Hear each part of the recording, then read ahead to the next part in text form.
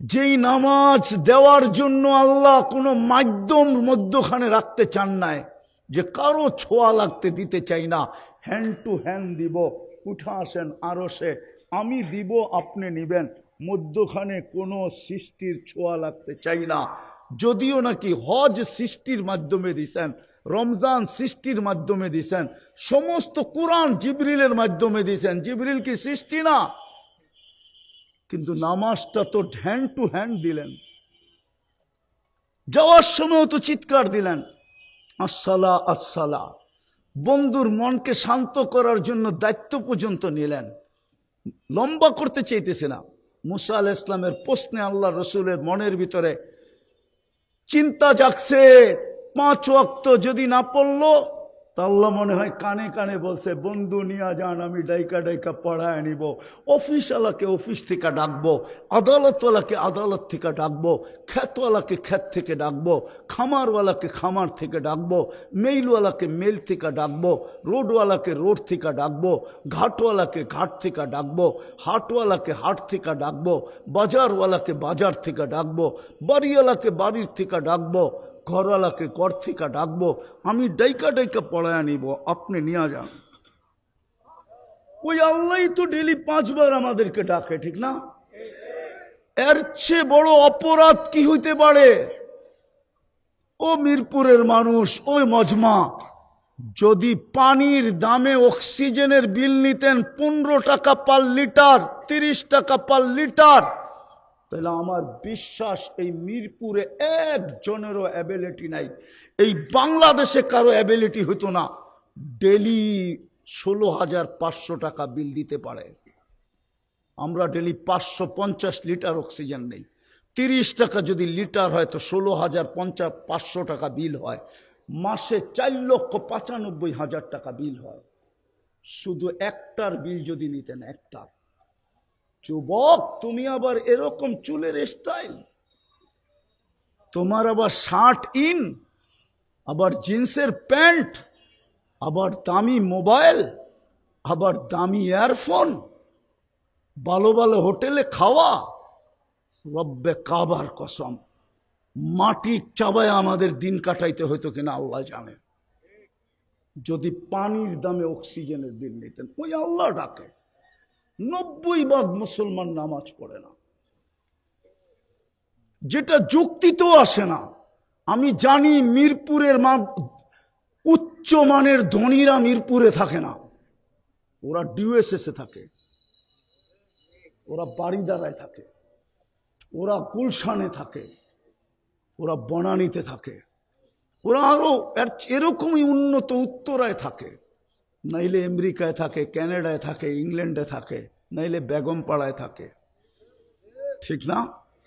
আল্লাহ বুঝি গরিব, ঠিক না? গরিব না? আল্লাহ অনুন্নত না? কি বলেন? তাইলে মসজিদটা আপনাদের মিরপুরে দিলেন কেন? গলি গলি মসজিদ তো আল্লাহর ঘর, কেন দিলেন? যুক্তি দিয়া বলেন। এইখানের বাড়িওয়ালা তো থাকে বসুন্ধরা, বাড়া উঠায় ওইখানে থাকে, ও ভাবে মিরপুরে জ্যামজট বেশি, উন্নত মানের স্কুল টিস্কুল পাওয়া যায় না, উন্নত মানের লোক থাকে না, সোসাইটিতে থাকে। আল্লাহ কেন মসজিদটা দিল? দিছিল তো আমাদের দিকে তাকায়া, যেন 2 কদম দিয়ে জান্নাতের চাবি নিতে পারি। 90% মসজিদে আসে না, অথচ ডাকে কে? আরে জোরে বলেন, কে ডাকে? আরো জোরে বলেন। আল্লাহ বললে গুনাহ হবে না? 40 নেকি মিলবে, 40 নেকি। আমেরিকান ডাক্তারের রিসার্চ আছে আমার কাছে, আল্লাহ কেমনে বললে হার্টের রোগ হয় না, অথচ ও মুসলমান না, ও খ্রিস্টান। আরেকটা আছে মুসলমান দুনিয়ায়, সারা বাংলাদেশে পাগল হাসপাতাল কয়টা? কয়টা? কোন জায়গায়? কোথায়? জনসংখ্যা কত? হ্যাঁ, উনি চিনে কিনা জানি না, আমেরিকা গেছেন? হ্যাঁ, এক নিউ ইয়র্কে পাগল হাসপাতাল কয়টা? কেন এত পাগল এখানে? আমি 16 থেকে টানা 21 পর্যন্ত অস্ট্রেলিয়া গেছি। আমি যখন প্রথম 16তে ঢুকি অস্ট্রেলিয়ায়, আমি বাহিরে প্রশ্ন করছিলাম তোমাদের এখানে মানসিক রোগীর হার কত। তো যারা আমাদেরকে রিসিভ করতে আসছে তাদের ভিতরে একজন ডাক্তার ছিল। সে বলে আপনি প্রথম আসলেন, এই প্রশ্ন করেন কেন? আজ পর্যন্ত তো কেউ করলো না। তো আমি বললাম যে আমি যে পড়ছি আমার পড়াটা ঠিক আছে কিনা এর জন্য প্রশ্ন করছি। কারণ এয়ারপোর্টে প্লেনের থেকে বাহির হওয়ার পরে আমার মনে হয়েছে এখানে মানসিক রোগীর সংখ্যা বেশি। তা হাসি দিয়া বলতেছে 4 জনে 1 জন মানসিক রোগী। রিচার্জ বাহির হচ্ছে, রিচার্জ মুসলমানের ভিতরে মানসিক রোগী কম কেন? বলছে ওরা সপ্তাহে একবার হইল গর্দান মাসে করে, উজুর ভিতরে গর্দান মাসে আছে।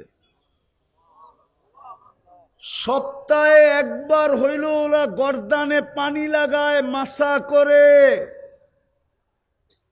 আর 5 ওয়াক্ত উজু করলে তো 5 বার গর্দান মাসা করে। ওই বুলেটিন আমার কাছে আছে, কারো লাগলে যারা কয় গর্দান মাসে কোত্থেকে পাইছে, আরে তুই আমার কাছ থেকে নিয়ে যাইস ওই বুলেটিন। রিচার্জ বাহির হয়ে চলে আসছে। এই জন্য আল্লাহর রসুল গর্দান মাসে করতে বলছে। এই জন্য যারা গর্দান মাসে করবে 5 বেলা ওরা মানসিক রোগী হবে না। এই জন্য 18 কোটির ভিতরে একটা মাত্র হাসপাতাল। আর আমেরিকার এক একটা প্রদেশে কয়েক ডজন মানসিক হাসপাতাল। আমি 2016 থেকে এখন পর্যন্ত টানা যাইতেছি, আর আমার যাওয়ায় কোনো বাধা নাই। বললাম না আল্লাহর মেহেরবানি, শুধু টিকিট কাটলেই উড়াল দেওয়া যায়। তো মুসলমানের আল্লাহ ডাকতেছে, তারপরেও আসে না। কে ডাকে? আল্লাহ। জোরে বলেন, কাজে দিবে। হ্যাঁ, ওই আমেরিকান ডাক্তার লেখছে। আমার বিশ্বাস, আমার বুঝে আসে না মুসলমানদের হার্টের প্রবলেম হয় কেন। ব্ল্যাকবোর্ড থাকলে আমি দেখাই দিতাম। আল্লাহ লেখলেই হার্ট হয়ে যায়। হার্ট আলিফটা একটু বেঁকা করে লিখতে হয়, হাঁটা একটু বেঁকা করে উঠাইলে একটা হার্ট। কিন্তু বলার পদ্ধতি আছে, ওই পদ্ধতিতে যখন ডেলি কয়েকবার বলবে ভিতরটা ক্লিয়ার হয়ে যাবে, ওপেন হবে, ওপেন।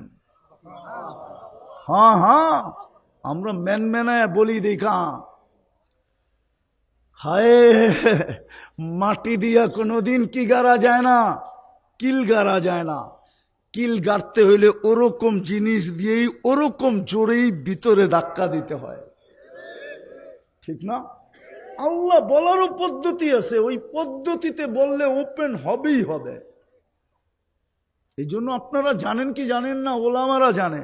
আমাদের টঙ্গীতে একজন বৃদ্ধ লোক আসে, আহমদ লাট সাহ, 90-র উপরে বয়স। উনি যখন আল্লাহ বইলা চিৎকার দেয় না টঙ্গী মাঠে, মনে হয় যে 10 বছরের বাচ্চা আর কি। ও আল্লাহ বইলা চিৎকার দেয় না, ও আল্লাহ বইলা চিৎকার দিতে দেরি, ওর ভিতরে ওপেন হইতে দেরি হয় না, সব ওপেন। এই জন্য ওনার হাঁটুতে রোগ আছে কিন্তু হার্টে রোগ নাই। ওর চিৎকারই অন্যরকম। আল্লাহ বইলা যেটা চিৎকার দেয়, কি কি হুজুর, ঠিক না? তো যেটা বলতেছিলাম, কে ডাকে 5 বেলা?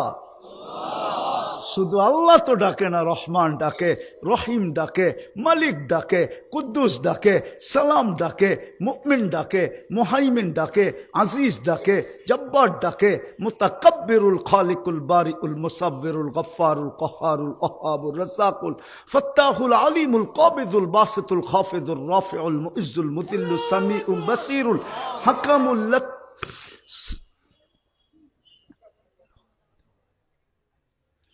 শুধু আল্লাহ তো ডাকে না,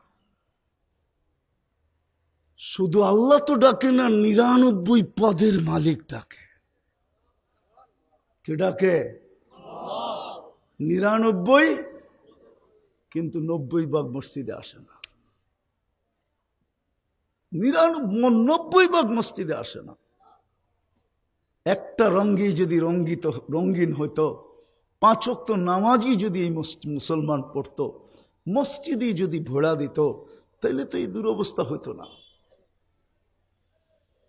আজকে তো সারা দুনিয়া মুসলমানের ঘাড়ে চড়া বসছে, ঠিক না?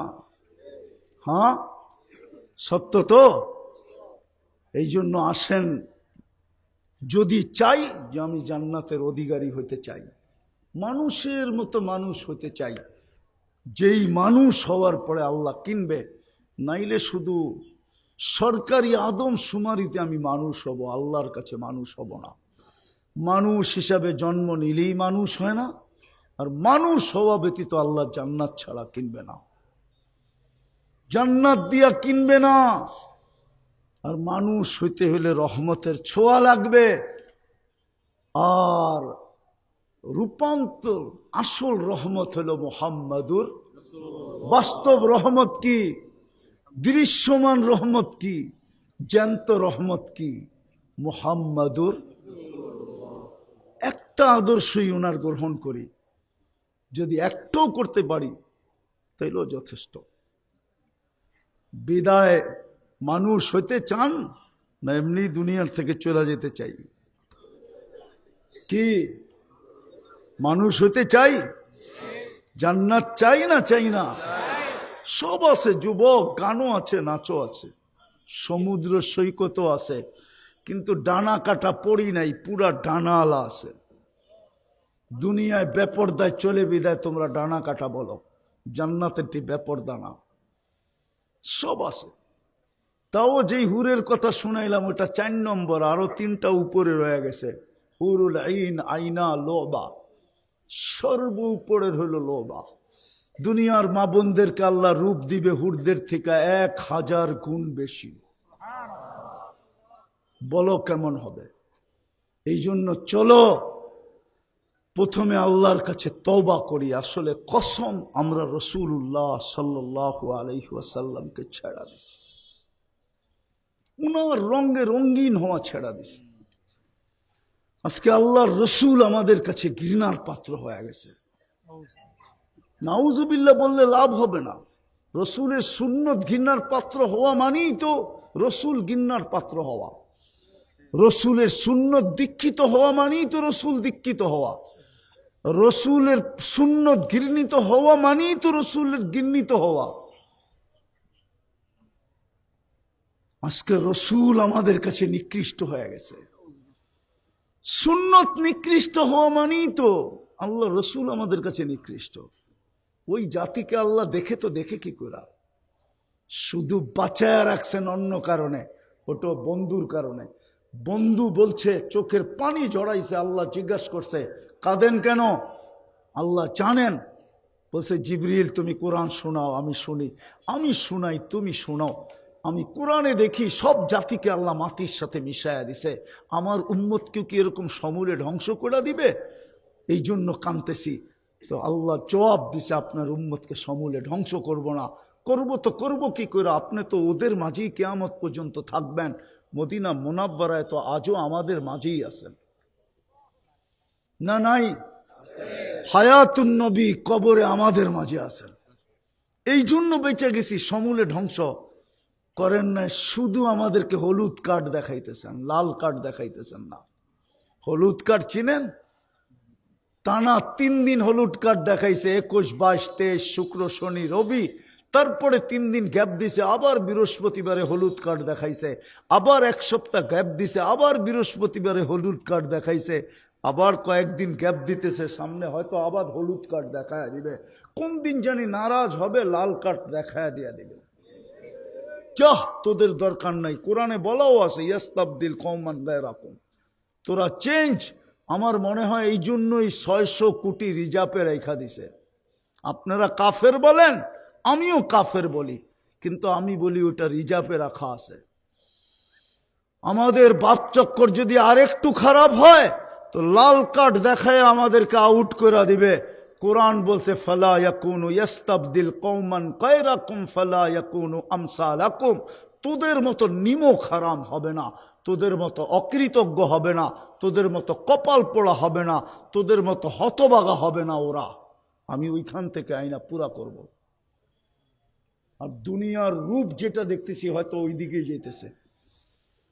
নাইলে আমার দেশে মাদ্রাসা বন্ধ করার জন্য পায়তারা চলতেছে, চলতেছিল, এখনো চলতেছে। মিডিয়া দেখবেন, মিডিয়া আজকে আমার ওয়াজই বন্ধ হয়ে গেছে মিডিয়ার একটা দেখা। একজন ওয়াজ মাহফিলে দাঁড়ায় বলতেছে, ইমাম সাহেবরা যদি কোনো কারো পক্ষে ভোট চায় তো ওরে বাইন্দা পিটায়া তারপরে আমাদেরকে খবর দিবা। দেখবেন মিডিয়ায় খুইলা দেখায় দেবো।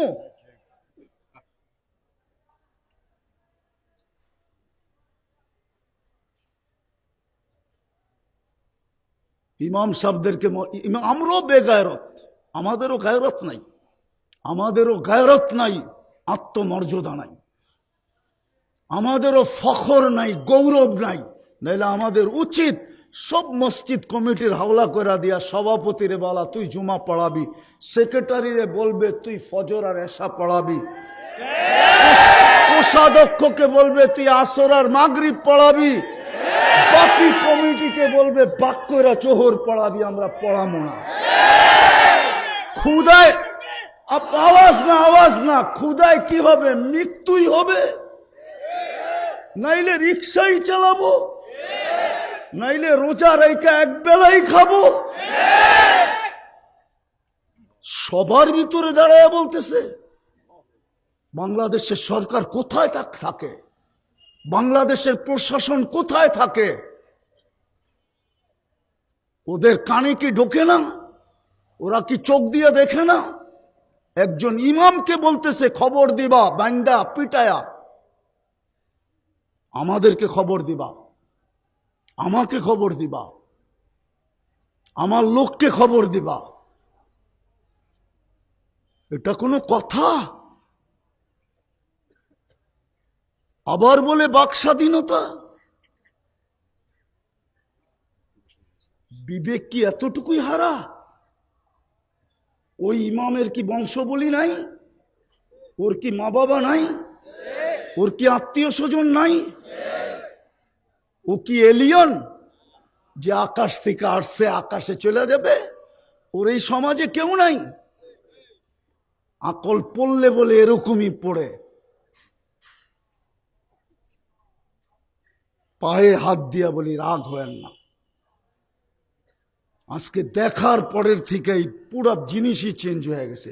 আমার সমাজে এটা, যে সমাজের ওলামায়ে কেরাম হেফজোখানা 40,000 হেফজোখানার কারণে বলি আমি আমার সরকারকে অনলি ফর ট্রাই, পরীক্ষামূলক 1 বৎসর হেফজোখানা বন্ধ করে দেখ, আর ওলামারা 1 বৎসর পড়া বন্ধ করে দেখ, দেখি এই মাটির পরিস্থিতি আল্লাহ কি করে। 40,000 হেফজোখানা সুবে সাদেক হওয়ার 1 ঘন্টা আগে ওঠে, লাল সবুজের পরিধিটাকে আধ্যাত্মিক চাদর, সুরক্ষার চাদর দিয়া ঢাকে, তারপরে কোরআন পড়তে শুরু করে, যার কারণে এই জমিন নড়ে চড়ে পড়ে না। নাইলে সারা দুনিয়া তো করোনার সময় বলছিল সবচেয়ে বেশি বিপর্যয় বাংলাদেশে হবে, সবচেয়ে কম বিপর্যয় সারা দুনিয়ার ভিতরে বাংলাদেশে হয়েছে।